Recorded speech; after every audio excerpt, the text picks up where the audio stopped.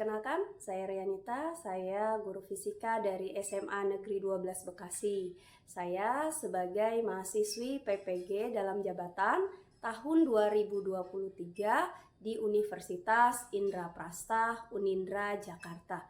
Baiklah, di sini saya akan melaksanakan PPL di kelas 10 dengan materi pemanasan global. Saya menggunakan model pembelajaran Problem Based Learning atau PBL. Assalamualaikum. Waalaikumsalam.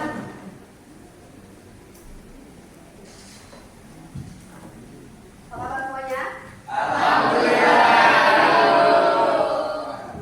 Sudah siap untuk materi hari ini? Sudah. Oke. Sambil presensi terlebih dahulu, kalau sudah siap.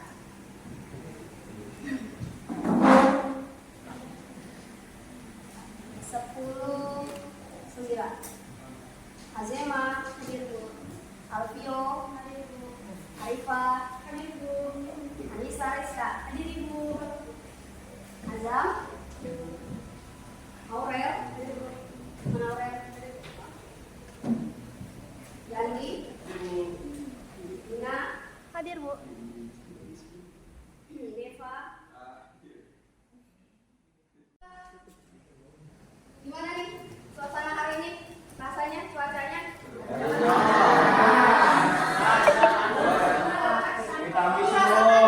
Belakangan ini kita merasakan cuaca yang kurang stabil, yang lebih ekstrim. Nggak rasa?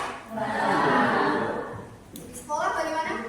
Panas, Bu. Oke, pemanasan global. Kalau dilihat dari gambarnya, sudah ada gambaran ya, sudah ada bayangan kira-kira dampak, penyebab, dan juga bagaimana solusinya nanti dari pemanasan global ini sudah dituangkan di dalam gambar di bagian upper. Nah, sebagai motivasi, kelihatan nggak nih? Motivasinya, geser sedikit. Nah, kelihatan? Nah, di sini bahwa pemanasan global ini mengancam kesehatan kita, ekonomi, dan juga sumber daya alam kita. Oke?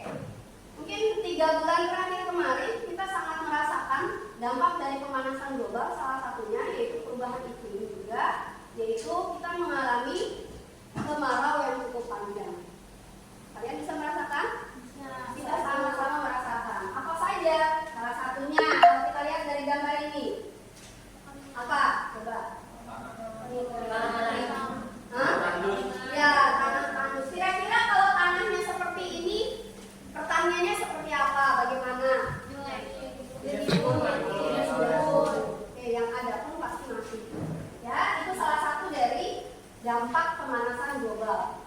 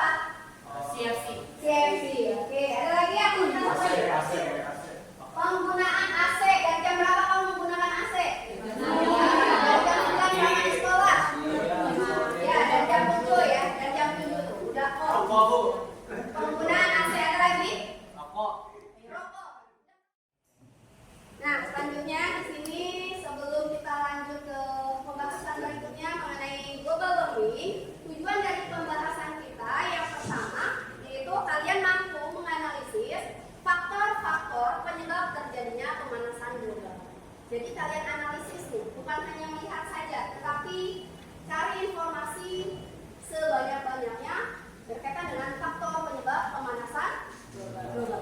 Oke, kemudian tujuan pembelajaran pemanasan global yang kedua yaitu mengidentifikasi pemanasan global. Jadi kalian identifikasi satu persatu, yaitu dari pemanasan global dan dampak buruknya.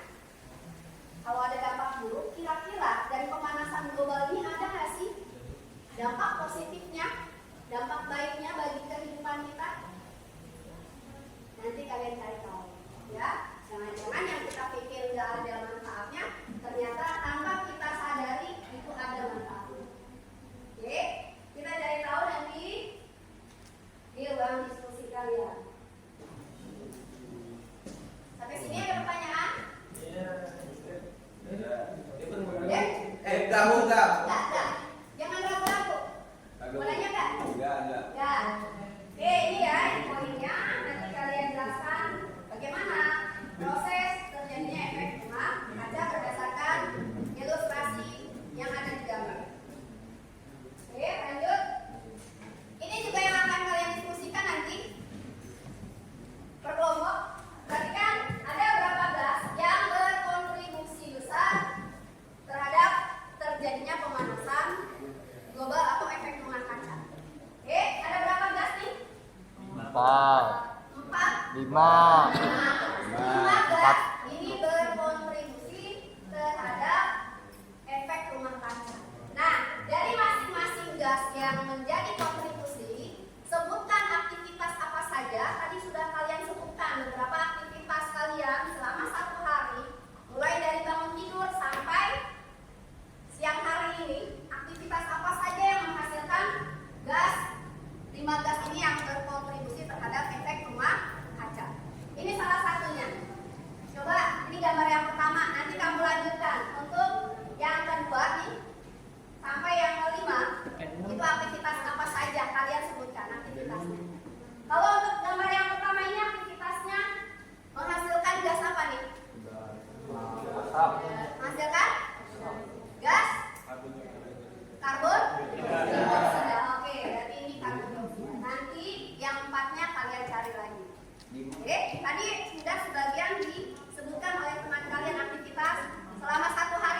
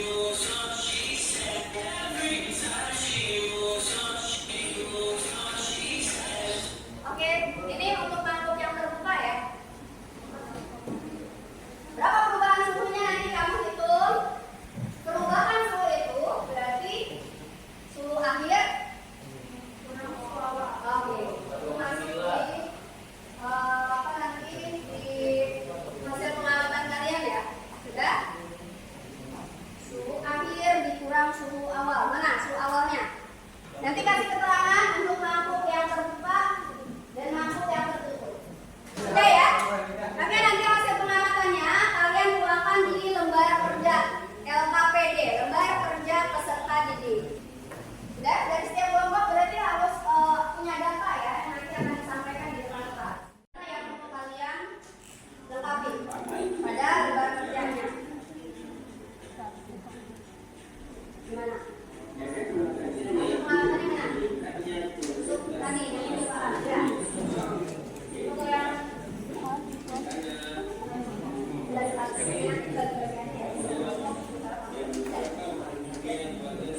Ini udah dibagi lagi. Jadi yang bakal presentasi udah siap. Siap berarti ya? Ah? Iya. Gimana? Kelompok ini? Lagi nulis yang Sudah. yang semua. Tertutup, Bu. Ya. Sudah dong. Belum Sudah. lagi ditulis. Oke. Belum. Yang mulai Jawabannya boxnya udah. boleh di-share sampai Di videoan ya.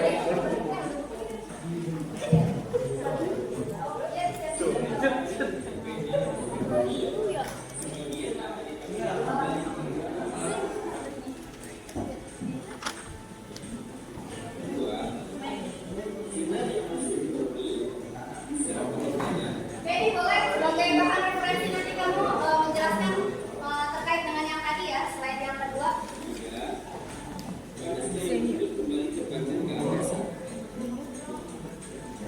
Ulang. Ulang. Oke, kita lihat dari tahap pertama.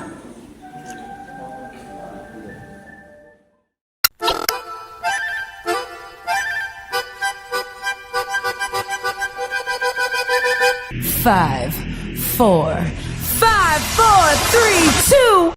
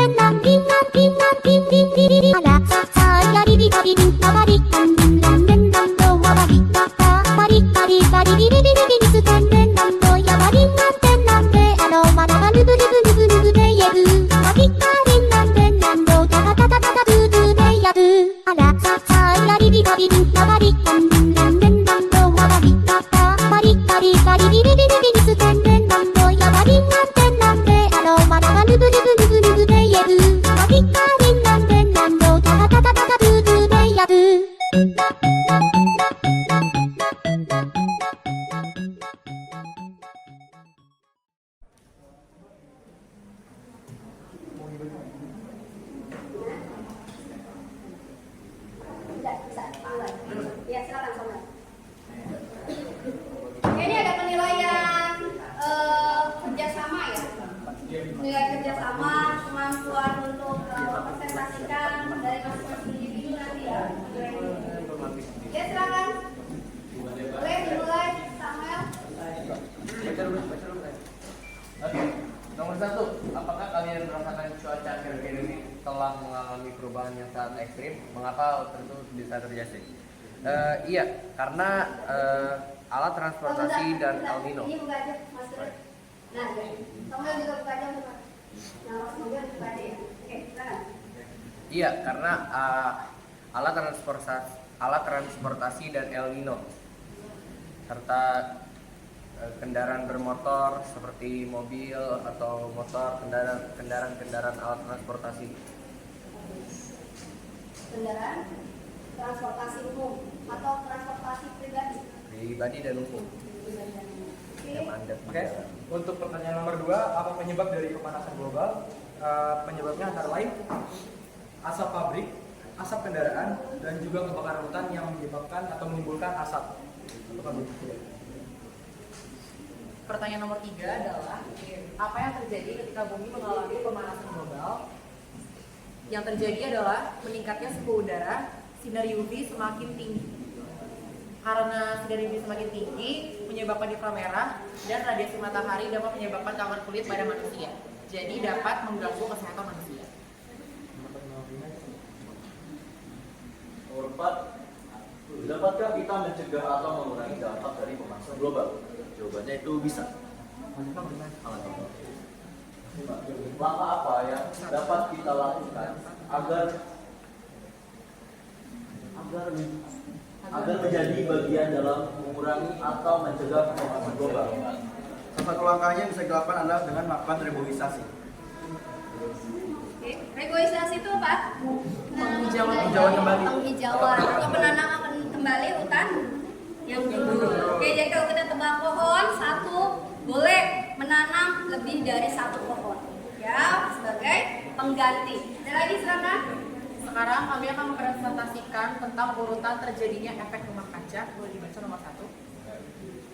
Yang satu, karena ada sinar matahari yang masuk ke bumi, lalu diserap oleh tanah dan lautan untuk menghangatkan bumi. Oke.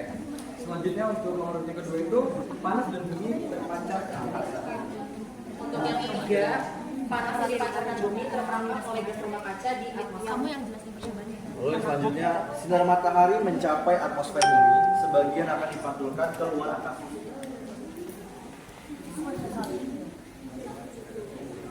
Beberapa aktivitas manusia seperti pembakaran fosil dan bahan bakar lainnya meningkatkan gas rumah kaca di atmosfer.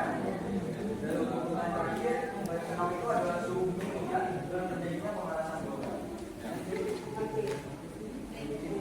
Ya, dari percobaan yang tadi, kira-kira menurut kalian, bagaimana perbandingan antara dua makhluk tadi untuk membuktikan terjadinya efek rumah kaca? Ya, langsung apa? Kalau menurut saya, yang terjadi efek rumah kaca itu pada mangkuk yang tertutup. Jadi untuk mangkuk yang tertutup itu ditutup oleh sebuah plastik dan plastik itu layaknya sebuah atmosfer. Jadi kedua mangkuk itu awalnya dijemur di bawah radiasi sinar matahari, lalu kedua mangkuk itu menerima sinar dari matahari. Tapi mangkuk A yang ada plastiknya layaknya atmosfer itu terperangkap sinar mataharinya. Jadi sinar matahari tidak bisa terpancar keluar dan menyebabkan suhu ekstrim meningkat di mangkuk A. Jadi mangkuk A suhu akhirnya lebih tinggi daripada mangkuk B. Jadi menunjukkan efek rumah kaca Iya, yang mana? di mangkuk A. Di mangkuk. Oke. Dengan perubahan suhunya berapa dari masing-masing mangkuk? Untuk suhu awalnya pada kedua mangkuk itu 32,2. Lalu untuk suhu akhir pada mangkuk A itu 41,5. Lalu untuk mangkuk yang B suhu akhirnya adalah 34,1. Kesimpulannya udah?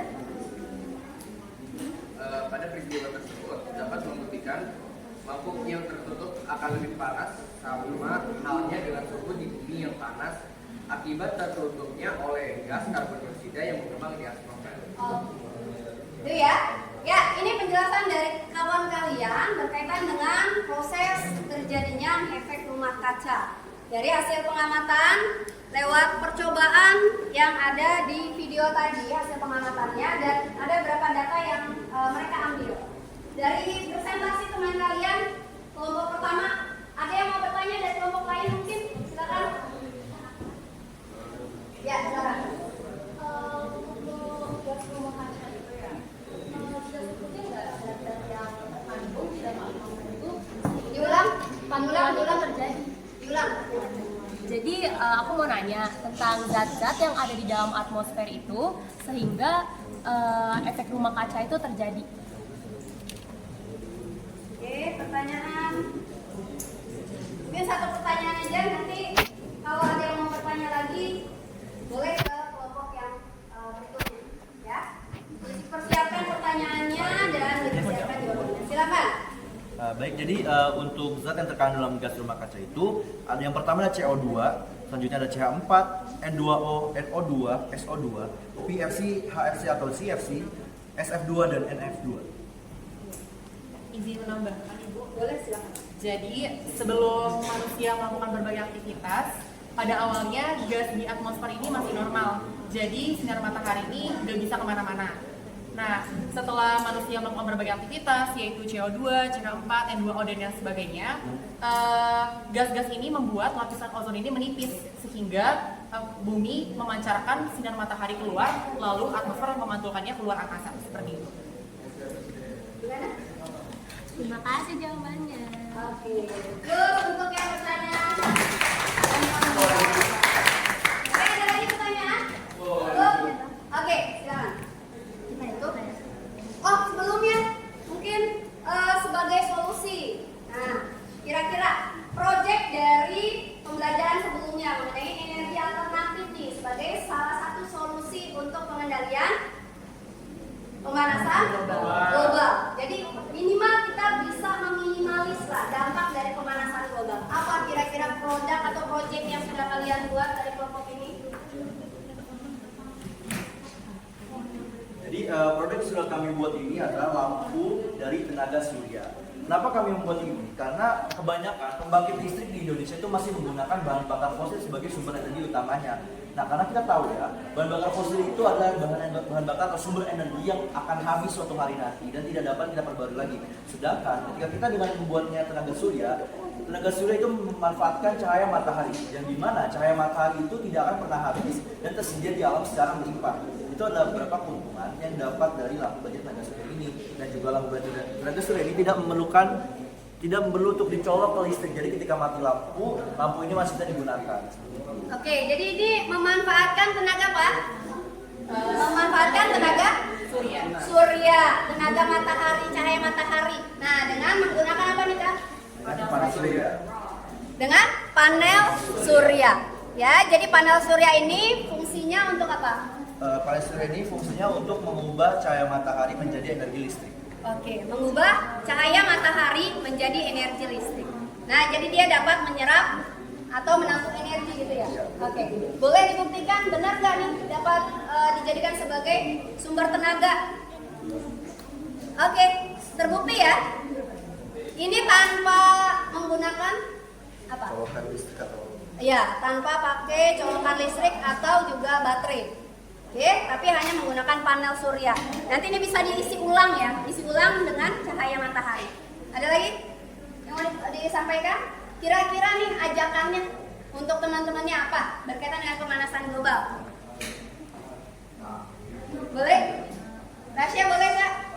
Ya, jadi untuk mengurangi pemanasan global itu nggak perlu muluk-muluk kayak gimana, karena kita sendiri tuh bisa. Caranya dengan membuang sampah pada tempatnya, lalu mengurangi penggunaan AC, lalu juga dengan mengurangi penggunaan kendaraan bermotor seperti itu. Sudah? Cukup? Oke, close untuk kelompok yang pertama sudah menjanjikan juga hasil proyeknya ya sebagai salah satu solusi alternatif. Ya, silakan boleh. Oke, untuk hari ini cukup. Kita tutup untuk hari ini, pembelajaran hari ini. Mudah-mudahan kita mendapatkan keberkahan dan manfaat dari materi pemanasan global dalam kehidupan kita sehari-hari.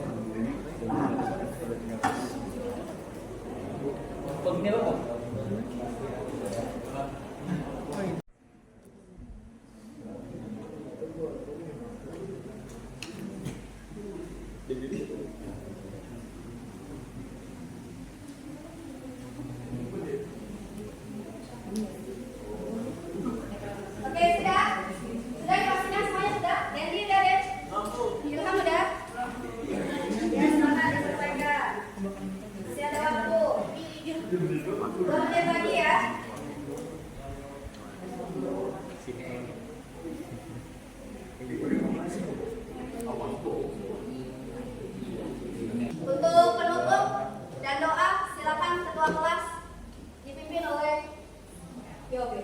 Yobe.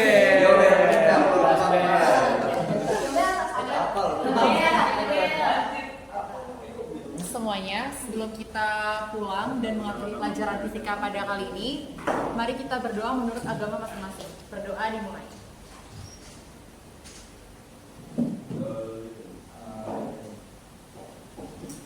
Berdoa selesai. Memberi salam.